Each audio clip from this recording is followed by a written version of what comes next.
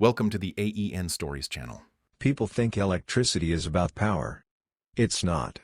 It's about paths, the cleanest route from source to load, the shortest run that doesn't fight the studs, the neat bend that makes the inspector raise his eyebrows in a good way. You learn to see through walls. You learn to trace what no one else can see. My name's Ethan. I'm 41, an electrician by trade, and the kind of man who keeps a pencil behind his ear even at dinner because I forget it's there. If you drove by our road outside Columbus and saw the blue ranch with the timber frame porch and the cedar soffits, you'd think, nice house. I think, that's the place my hands built. Every outlet, every box, every run through the attic got there because I carried it, stapled it, tied it off, tested it twice. I didn't grow up with much. Dad did HVAC until his knees gave him a choice. Mom worked school cafeteria and never complained about the smell of ketchup that clung to her jacket. When I was 19, a journeyman named Carl put a pair of lineman's pliers in my palm and said, "Use the cutters like you're pinching a secret." I've been pinching secrets ever since, inside panels, behind drywall, above drop ceilings where office people go to gossip and mice go to retire. I met Melissa at a 4th of July cookout behind a church I don't go to anymore but still wave at when I drive past. She wore a sundress and sandals that kicked dust when she laughed. I was in work boots with grass stains and a t-shirt I should have retired the year before. She said her AC was moody. I said I could take a look. 2 days later, I was under her crawl space running a new line and wondering why a woman who smelled like peaches wanted to watch a man crawl through cobwebs. She worked admin at a construction supplier, order sheets, phone calls, the paper half of what guys like me do with our hands. Her folks live 10 minutes away, the kind of parents who keep folding chairs in the trunk just in case. My folks liked her because she remembered to bring my mom's favorite bite to dinner and she laughed at Dad's story about the time he fell through a ceiling and landed in a bathtub like it was slapstick instead of almost tragedy. If you'd asked me then what I wanted, I would have said, this. A woman who made the room feel lighter. A family who lived close. A little land to dig in. We bought 2 acres that had been a cornfield in a past life and a dumping ground in the one after. I hauled out tires, broken pallets, a rusted mower that had become home for a family of snakes who seemed disappointed to be evicted. I worked days for the contractor and nights for the dream. Weekends I framed walls with a stubborn joy, Melissa bringing sweet tea and taking pictures like we were in a magazine called Sweat and Hope. I could afford electricians to wire it, but why would I? I pulled a permit, mapped the circuits, and spent evenings with a headlamp making the house make sense. Every room on arc fault, GFCIs where humans are dumb. I put a 3-way at the hall because future me hates crossing a dark runway with a laundry basket. I ran Cat 6 in the walls because streaming freezes are the kind of small misery that ruin otherwise good nights. We moved in on a Saturday in October. I set the panel labels with a label maker because Sharpie fades and I wanted whoever opened that door to know somebody cared. Melissa cried in the doorway, the good kind. I carried her over the threshold as a joke and nearly blew out a disc. We ate pizza on the floor and slept on a mattress without a frame because we were too tired to put the bed together. That night, the coyotes sang in the dark field and our house sang back with the tiniest clicks and pops of new wood settling. I've never heard anything better. When our daughter, Maisie, came along, the house shrank in all the right ways. Baby swing in the living room. Burp cloths on the back of chairs. Melissa taped tiny paper stars to the nursery ceiling because she said no child should go to sleep without a sky. My mother-in-law showed up with casseroles and advice. My father-in-law showed up with his quiet and his willingness to fix anything that squeaked if it bothered me. They weren't rich, but they were the kind who'd drop everything and drive you to urgent care before you knew you were bleeding. I became the man people call Melissa's folks. I drove them to appointments, oil changes, the bank when her dad struck through a tantrum and decided neutral was the only gear worth living in. I put their bathroom grab bars in, late on a Tuesday, so her mom could keep her dignity and her footing. I rewired their kitchen after the old aluminum branch circuits gave me a look I didn't like. Never charged them a dime. Melissa called me a saint. I told her saints don't swear at junction boxes. You don't notice the hairline cracks when you're busy sanding the floor. At first, it was jokes. Melissa's friend group was mostly office types, the kind who dress like they're going to war with spreadsheets, Sharp, clean, always somewhere to be.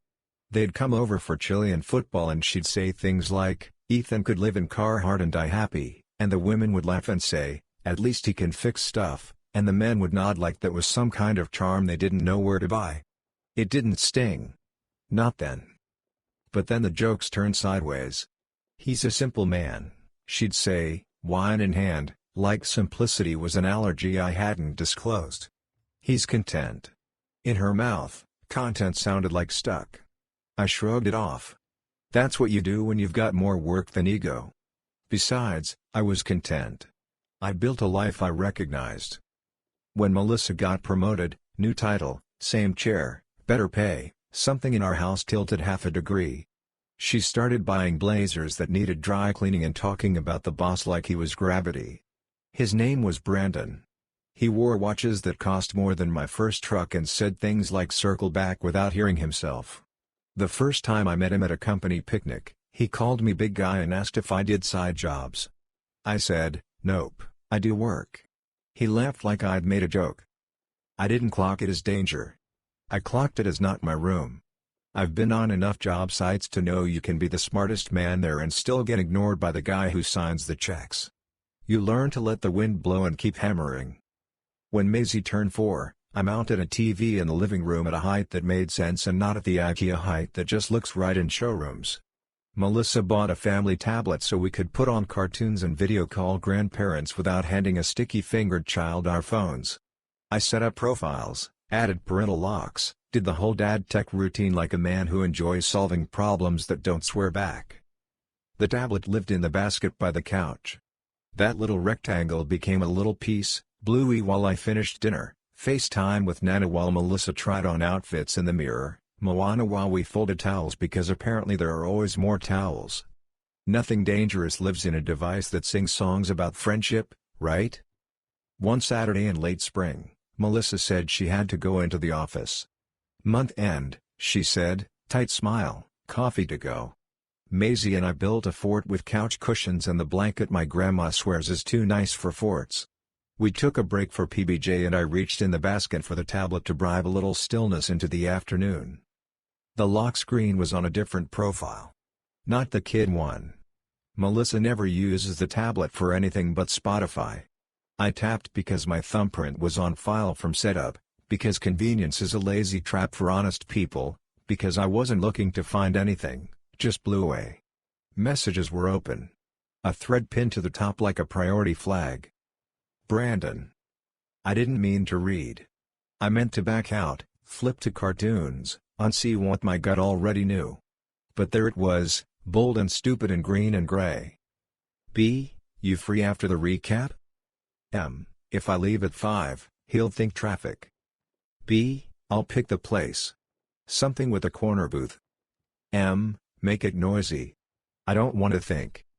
It kept going, the kind of dialogue that belongs to people who mistake whispers for romance. Compliments about a blouse I'd never seen. A joke about my forever boots that would have been funny if it didn't cut. A photo of a martini near a wristwatch that could pay off the last of our mortgage if it were pawned with a good lie. My hands went cold. The kind of cold that makes electricians shake their fingers to bring blood back after a January service call. Maisie tugged my sleeve. "Daddy? Bluey?" "Yeah, Bug," I said, voice steady in the way voices go steady when buildings don't. I flipped to her profile, tapped the little dog, and sat back on the floor with my back against the couch while she laughed at cartoon accents and I tried not to map the circuits of my life in the short that had just blown a breaker.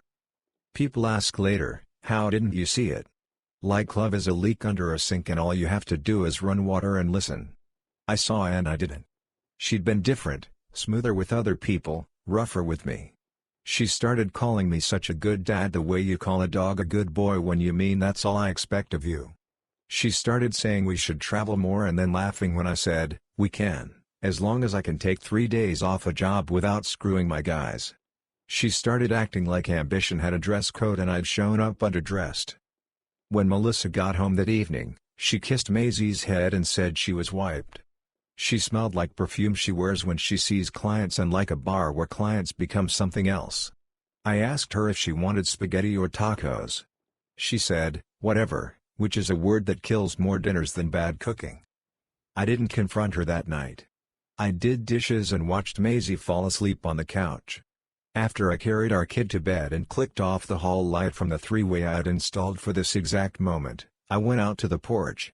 The porch looks over the field that used to be corn and is now the thing I mow because the HOA says I have to pretend we're suburban. I sat on the steps and listened to the metal cool on my truck. I thought about my father-in-law.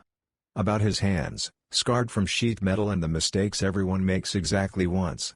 He's a man who will tell you when your ladder is stupid and your plan is stupider, and he'll still hold the bottom while you figure out you could have done it safer. He loves his daughter. He respects me because I show up early and leave late and don't talk about it. We've patched drywall together without saying more than 3 words. Some men don't need sentences to share a paragraph. In the morning, I called him. "Can you come by?" I asked. "Everything okay?" he said, hearing what I didn't say. "Just need your eyes on something," I said. He was on my porch 20 minutes later, still wearing his old company hat with the sweat stain turned into history. We sat. I told him. Not the tabloids. The facts. Dates. The tablet. The messages. His jaw went hard enough to crack a walnut. "That girl," he said quietly. "That girl used to stand on a chair and help me spread joint compound. I'd say thin coats, princess, and she'd say I'm not a princess, I'm a contractor." He rubbed his face like he was trying to sand off the day. "You've been good to her, son. Better than she knows." "I don't want to blow up her life," I said. "But I'm not going to be the man who says nothing to keep a peace that isn't real." He nodded, eyes wet in a way men don't admit when they're outside. "You're a husband who holds his house. That's not nothing." He stood and looked at the house like it was a person he needed to respect before he borrowed its tools. "I'm going to talk to her," he said. "Not because you asked. Because I have to." I didn't say thank you. You don't say thank you for the bare minimum a man knows the truth. That afternoon, Melissa's mom texted me, "We're coming over tonight." Not a question. Her dad showed up with the tight face he uses for bad news and worse jokes. Her mom hugged me longer than was comfortable and then hugged Maisie twice because some women apologize with their arms. Melissa arrived late. She walked in with a smile that died on the threshold. Her father didn't yell. He didn't make speeches. He said her name. He said my name. He said the word vows like it was a tool he kept sharp. Then he said, "You are standing in a house this man built with his hands and his hours while you spent your hours making yourself cheap." I'm angry, Melissa. Not confused. Angry. You fix this, or you tell our granddaughter her father did nothing wrong while you chased a man with a corner office and a soft handshake. Melissa cried. The kind of crying that makes neighbors peek, that makes children worry, that makes women apologize to their own mothers for being human. She said words about feeling small and wanting more and needing to figure out who she is. She tried to call me simple without saying the word. I didn't argue. You can't out-debate a story someone is in love with. Her parents didn't take my side out of pity. They took the side of the house. They took the side of the little girl who eats blueberries like a raccoon and asks why the moon follows the car. Her mom said, "Ethan is the man who keeps the lights on and the car running and the appointments remembered." Her dad said, "You're not complicated. You're married." It didn't fix anything. But it laid the conduit for what came next. I wish I could tell you that speech snapped Melissa back into us. I wish I could tell you we had a good hard cry, made a plan, deleted a man named Brandon, and went to bed holding hands over the gulf. The better story is simple and slower. The better story is what happened. The marriage cracked clean through, and we did the thing broken people do, we chose our lanes. I called a lawyer who talks like a notary until she has to talk like a storm. I asked for what I could bear, peace, time with my daughter, the house my hands had made. Melissa packed with a kind of dignity that only looks like dignity if you don't know how boxes work. She took the clothes and the shoes and the things that fit in a trunk. She left the tablet in the basket, screen dark. Her parents stayed. Not in the house. In the orbit. They started picking up Maisie on Tuesdays so I could work late without paying the $15 that bleeds into $50 when a job runs long. Her dad came by to help me get the mower started in spring because he knows the trick of the choke better than YouTube. They said, without ever saying it, we lost a daughter to a story. We won't lose a son to the same one. I stayed. In the house. In the life. With the circuits neat and the porch light on and the little shoes by the door and the label maker in the panel and the cereal on the floor and the coyotes singing at night while my daughter dreamed under paper stars her mother taped to the ceiling the year we were still us. You think power is about force. It's not. It's about paths. The shortest route from what you have to what you can live with. I started to learn mine the day the tablet lit up and didn't lie. You can tell yourself 1,000 times that you're going to wait for the right moment, pick the right words, choose the least damaging path. Life laughs. Moments come when they want. Words trip. Paths are mostly what you lay as you walk. The night after her parents came over, Melissa texted that she'd be late. Quarterly review ran long, she wrote, like that explained the perfume in her car and the 3 dots that kept dancing before the message landed. I fed Maisie chicken nuggets and carrot sticks and we watched Bluey do the thing where a dad turns ordinary into magic. Then I rinsed plates, put the tablet back in the basket, and waited. The door opened at 9:22. Melissa froze when she saw her folks at the table. Her mom had a folder in front of her like this was a meeting. Her dad sat back, arms crossed, the way men sit when they've done their yelling in their heads and are trying not to do it again out loud. "We're not doing this," Melissa said, setting her purse down like it was a shield. "Not with an audience." Her mom slid the folder across the table. "This isn't an audience," she said gently. "It's your family. And it's a list of the bills Ethan pays every month that you don't see because he doesn't announce it. Inside, mortgage, insurance, groceries, propane, preschool co-op fees, 2 car notes, mine older, hers newer, her parents' utilities I'd quietly covered twice last winter when the furnace ate a repair and pensions didn't stretch far enough. I hadn't shown them that list. I didn't need a parade. But her mom wanted the record straight. Melissa's face shifted, guilt into anger into something like embarrassment. "So he buys my loyalty? Is that what this is?" Her dad leaned forward. "He buys your roof. And your heat. And time with your child you can't buy back if you lose it." He swallowed hard. "And we're done pretending this is complicated. You made a choice." I stood up. I wasn't going to referee. "I'm taking a walk," I said. "When I get back, I'm going to say what I need to say." Outside, the evening smelled like cut grass and something on the wind from the corn farther south. I walked the property line, stopped at the maple I planted when we poured the porch footings, and put my palm on the bark. "Help me not wreck this," I told a tree, because sometimes a man needs to say things out loud to anything that won't talk back. When I came in, the house was quiet. Melissa stood by the sink. Her parents had moved to the living room with Maisie and Goodnight Moon. I nodded toward the hall. We stood in the doorway of the bedroom we'd painted together in colors with names like fog and linen because that's what adults do when they can just say gray and off-white. "I read enough," I said. "Not all of it. Enough to know there's a line you crossed and you don't want to walk back." Her chin lifted. "I don't want to be the villain." That sentence is a whole genre now. I didn't wake up hoping to hurt anybody. "I know," I said, and I did. Most people don't. They just don't watch where their feet are, and the steps pile up until there's a cliff. "I feel small here, Ethan."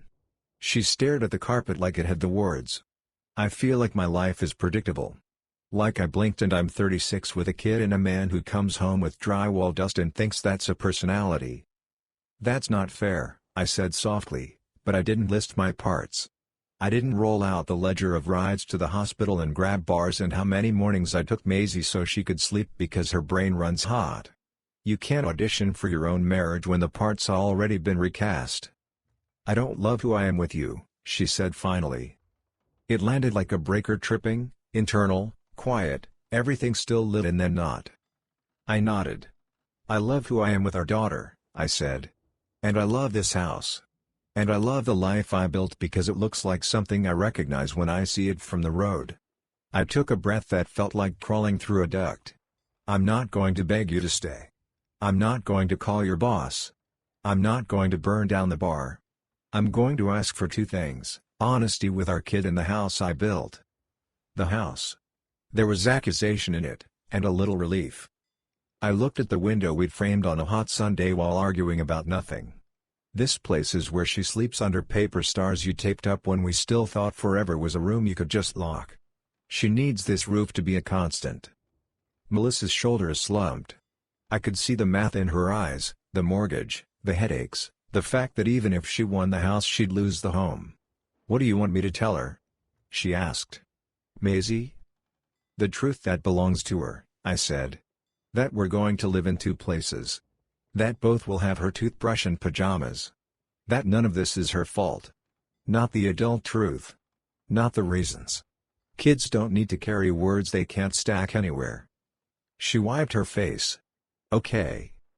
We spent an hour hammering out what people take months to argue into dust. We'd separate. She'd take the second bedroom at her parents' for a bit, then find a rental close by. I'd keep the house. We'd do a schedule that gave Maisie stability so hard you could bounce a quarter off it. School mornings here. Some dinners there. Bedtimes on time in both places. No surprises. No random out late nights. And no introducing anyone new until time had done its slow work. "In writing," I said. "In writing," she echoed. Her parents put Maisie to bed while we sat at the table drafting an agreement that looked dumb in its simplicity and perfect in its intent. Her dad signed as witness and didn't make a speech, which is how I knew he approved more than words could say. The next morning, Melissa packed 3 boxes. Clothes. Shoes. Makeup. She stood in the doorway with a tote that had Maisie's name in glitter on the side and cried until she couldn't cry anymore. "I don't know how to do this," she said. "Me either," I said. "So let's not do the part where we hurt her because we're trying to feel better." She nodded. "You never yell," she said, a weird little accusation and a compliment at once. "I yell at bad wire nuts," I said. "People are harder to redo." She smiled despite herself and left. Her mom texted me from their driveway, "She's here. We've got her. We've got you too." For a week I moved through the house like a man working a punch list. Fix the sticking pantry door. Put the baby gate away because Maisie isn't a baby. Move Melissa's mug from the hook I hit my head on twice. Wash the pillowcases. Throw away the shampoo that made the shower smell like a department store. Keep the things that actually matter, the picture of us at the county fair where we ate corn dogs and pretended the Ferris wheel didn't scare us both, the dent in the drywall the first time Maisie's balance spike got away from her, the fingerprint at the edge of the light switch that proves tiny hands control big lights. The money part I did like everything else, quiet, methodical, no drama. I met with the lawyer again. We filed for divorce without theatrics. No arguments about the house, paperwork already in motion.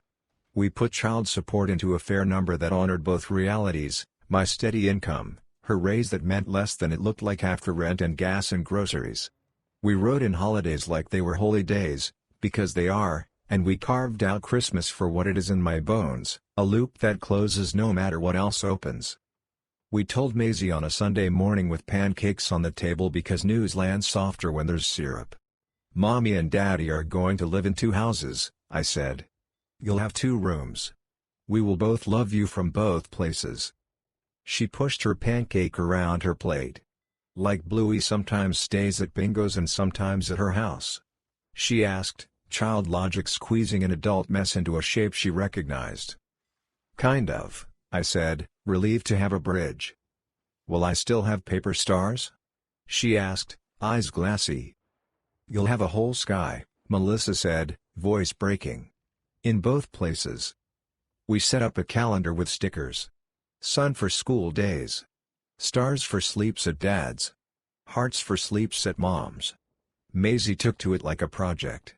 The first night she slept at her grandparents' with Melissa in the second bedroom, I stood in the hall outside her room and stared at the ceiling until my neck hurt. The paper stars glowed like they had something to say and were too polite to interrupt. Her parents came by the next day with a casserole and a plan. "We'll do Tuesdays," her mom said. "We'll take Maisie to the park or sit on your porch if you're late. No overnight surprises. If work runs long, we're 5 minutes away." Her dad pointed at the mower. Change the oil at 25 hours and keep the blade high until the heat breaks, he said, because some men say I love you in maintenance intervals. The first week of the new schedule, I learned how quiet a house is when half the noise leaves. I learned that casseroles go further than pride.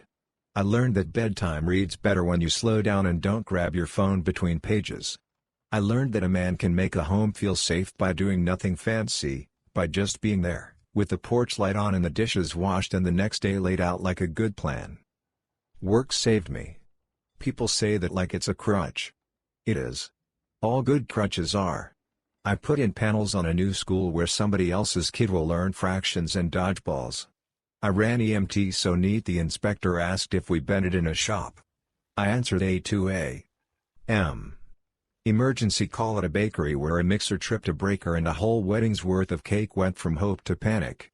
We got them running, and the owner cried into a bag of powdered sugar and hugged me like I was family.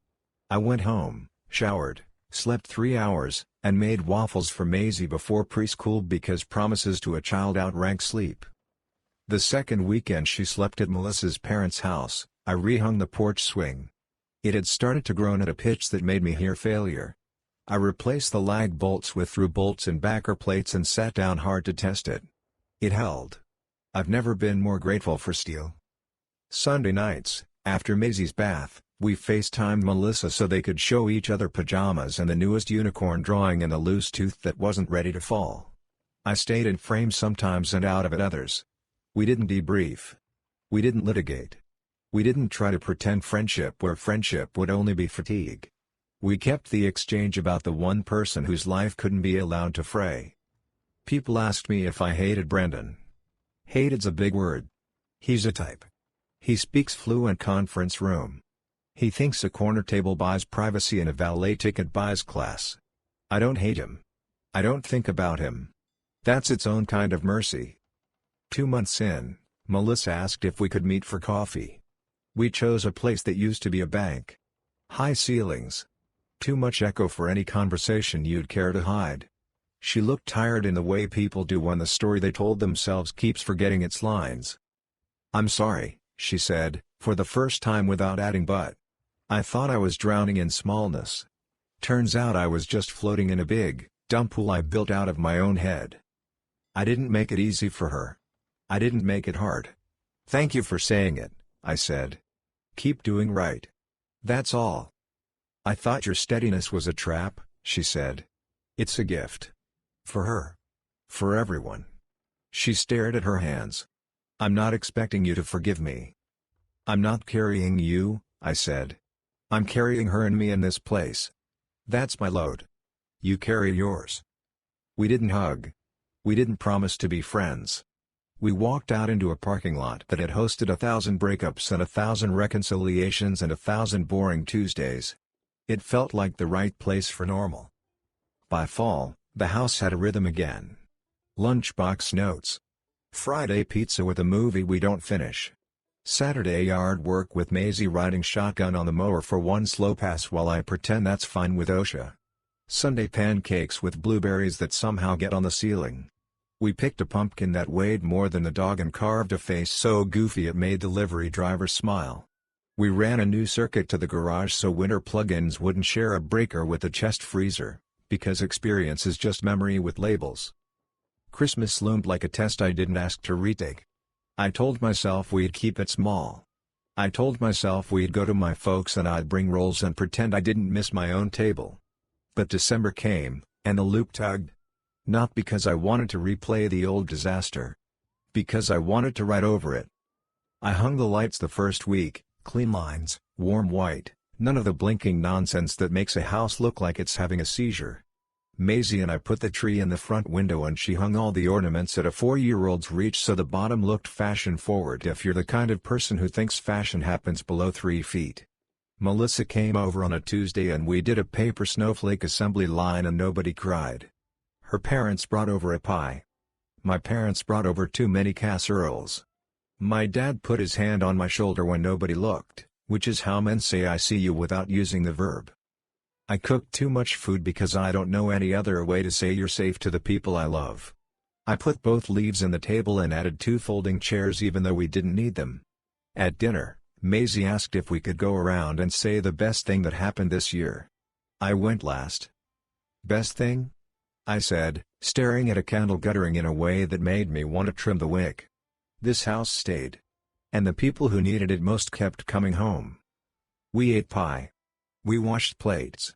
I stood at the sink, hands in hot water, and watched my parents put on coats and my in-laws stack Tupperware and my daughter draw a star on the calendar square for the 25th because traditions are just check marks you make with people who come back. That night, after the house went quiet and the coyotes tested the edge of the field, I walked to the panel, opened the door, and ran my finger down the labels the way a man touches a list of names on a memorial. Kitchen lights. Living room. Bedrooms. Porch. I flipped the cover shut and stood in the dark hall listening to a child breathe behind a door with a star taped to it. What breaks isn't always what you think. Sometimes it's the story. Sometimes it's the silence you kept to protect a thing that didn't want protecting. And what holds? The simple stuff. The boring routines that keep small people safe. The porch light. The labeled panel. The promise you make every morning to show up again and do the unfancy work of love. I used to think power was voltage and amps and code books. Maybe it still is.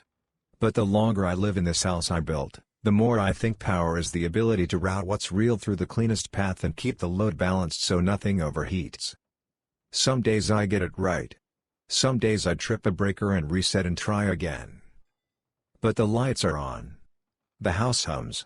The loop, my loop, closes.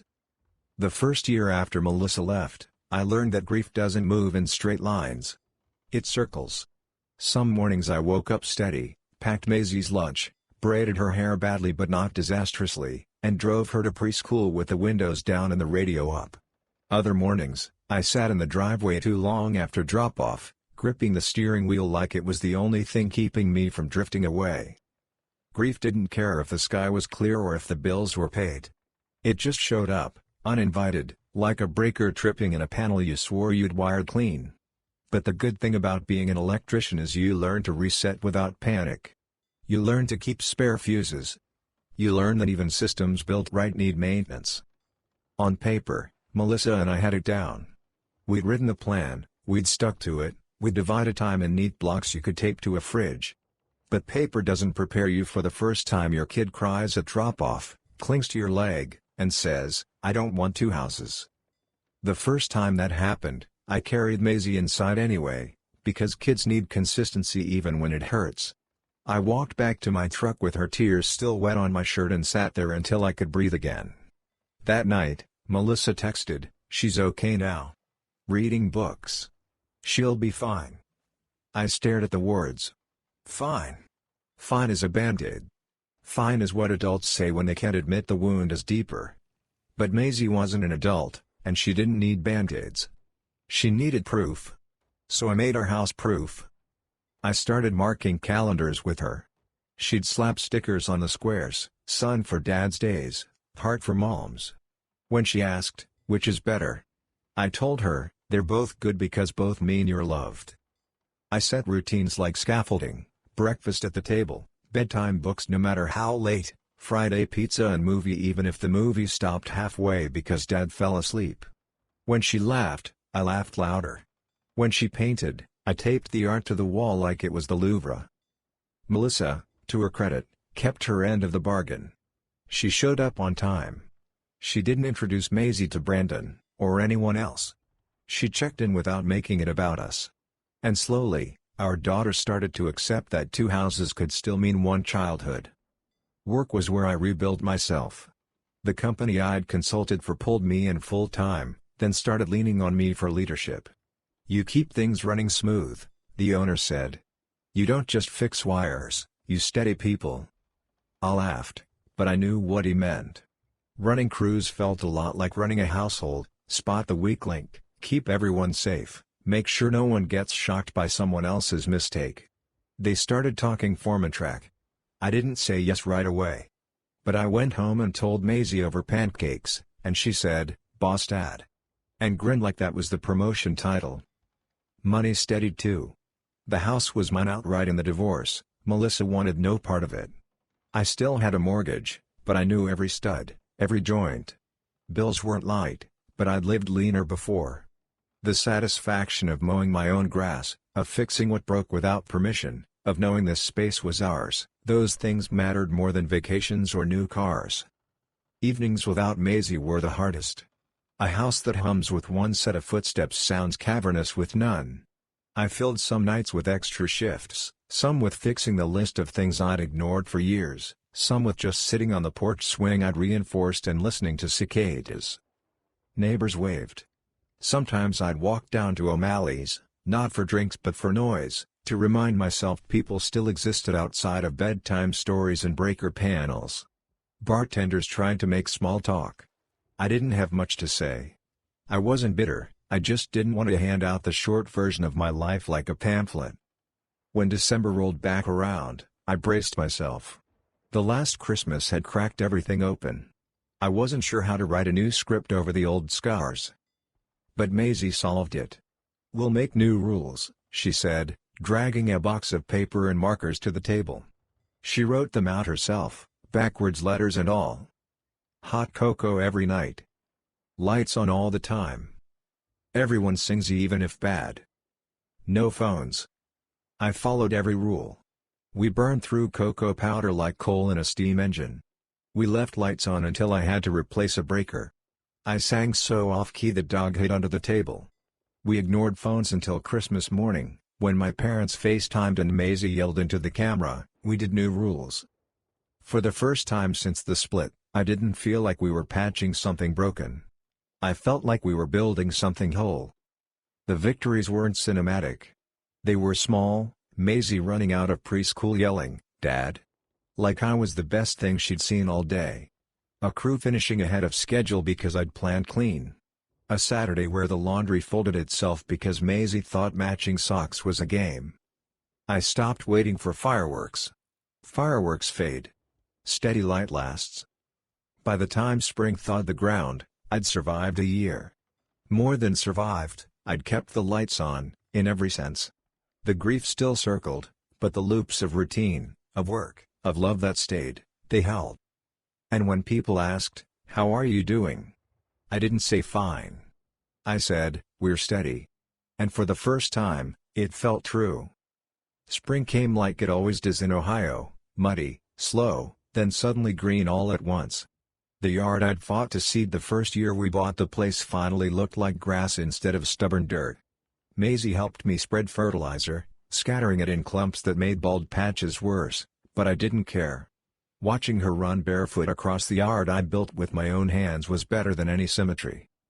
Work shifted, too. The boss called me into the trailer one Monday morning. "Ethan," he said, "you're basically running half the crew already. Time to make it official." I told him I didn't need a title, but he shoved a clipboard in my hand. "It's not about the title. It's about the paycheck. And the fact the guys already look to you." I took the raise. Not for myself, though it didn't hurt, but for Maisie. For braces down the line.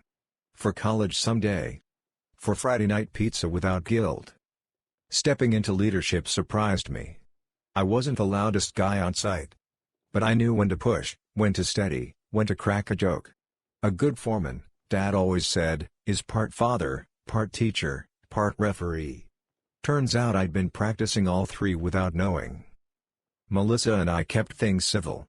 Better than civil, some days. She showed up for Maisie's school play with flowers. I clapped when Maisie spotted her in the crowd. At parent-teacher conferences, we sat side by side, asked the same questions, nodded at the same answers. But cracks showed, too. Melissa still bristled when my name came up in her family's stories. I heard she was still seeing Brandon on and off, though she never mentioned him to Maisie. Once, when our daughter asked why Mommy wasn't at the soccer game, I said, she had work, and left it there. The truth wasn't for a 7-year-old to carry.